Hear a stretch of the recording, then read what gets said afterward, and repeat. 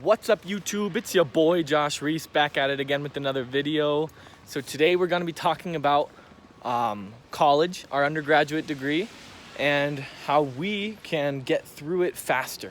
How we can, reach those few years of peak earnings in our careers a little bit faster to help out our future selves and our future family, the best that we can. Before we get started, make sure to smash that like button and also subscribe, and we'll get into it. So the first thing that I want to stress is how important it is to try to get through your undergrad as fast as you can. Right? Here at BYU, there's a little joke that goes around about it's a 5-year undergrad degree at BYU because there's so many people who come here to BYU to get their undergrad, and it ends up taking 5 years instead of 4. Just because of either retaking classes or having to spend a year or two not knowing in which direction you're going. So I'll give you some tips and tricks right now to let you know how you can finish faster in your undergrad. So the first tip is take some concurrent enrollment classes in high school. So what concurrent enrollment is, we called it Running Start at my high school, is a local community college will be able to offer high school students college credits and take college classes while in high school. So basically, you're going to community college while you're in high school. That's amazing. That's because I know a lot of you who come to university your first years, most classes are the same or easier than high school.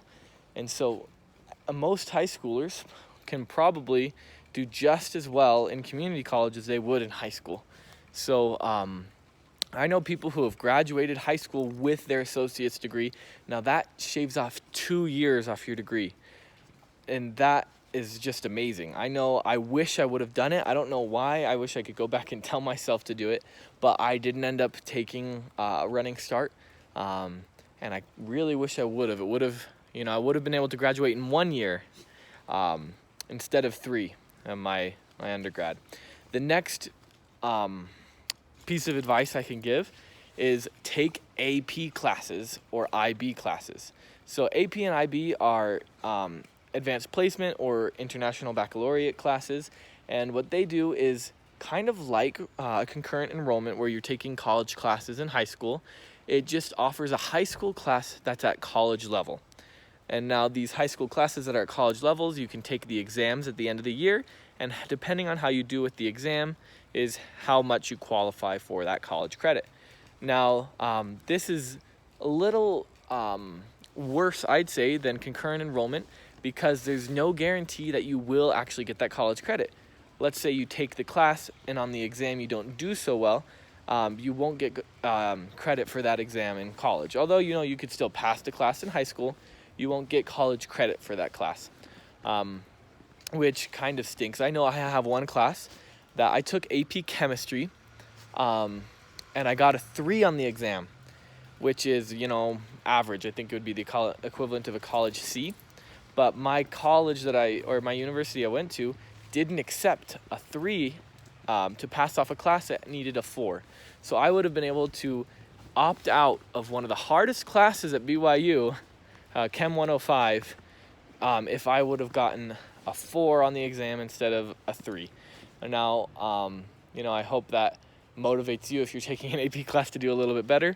And if you didn't take any AP classes, maybe that is a little sigh of relief to you that you don't, it wouldn't matter if I didn't take those AP classes because I'm not sure if I would have passed the exam that well anyway. So the next thing I need you to do to be able to go through college a little bit faster is in your first years, like your first few semesters, don't take the core classes for your major. Take the prerequisite or graduation requirement classes. Now, what this does is I knew that I was going to go into optometry school, and I wanted to major in something called biophysics. And because I was like, wow, they don't offer this major at other universities, it must be really cool. and it was super hard, tons of classes, and I was like, yeah, it looks like it can finish in 4 years. I'm going to do it. But what I did not see was that there were so many other majors that would have got me out quicker, even if they were, less cool or less interesting or, not exactly what I wanted to do. But I wanted to go to optometry school. I didn't want to be a biophysicist. So it wouldn't have mattered really my major. It really matters my graduate degree. So I wasted, I'd probably say I have a semester's worth of classes that I wasted in not knowing what my major would be. I took a few classes, and I actually someone who changed my major, I think it was actually 5 times, technically. One of them I was only in for a week before I changed my mind. But I changed my major 5 times before I knew what I wanted to do. And so if I can change my major 5 times and still be out of my undergrad in just 3 years, then, if you stick with the same major and go in with the right mentality, imagine how much faster you'd be able to graduate. So don't do what I did and take semesters worth of classes that you don't need, right? Be focused and take those graduation requirements first. So what that would do is in your first semester, you would take, the humanities courses that you would need. You would take, those weird art classes that you need to take to graduate. Get those out of the way. So that way when it does come time to take classes that are required for your major, you're not wasting them. It gives you about, 2-3 semesters of leeway in trying to, get some of those classes out of the way that 100% you're going to need to take by the end of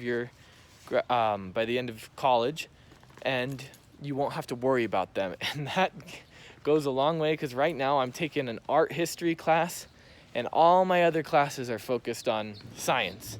And so how wonderful it would have been to not have to study some random art history stuff with all my science classes and be able to, not split my brain a little bit, just be a little bit more focused. I think I would have been grateful to my past self if I would have done this.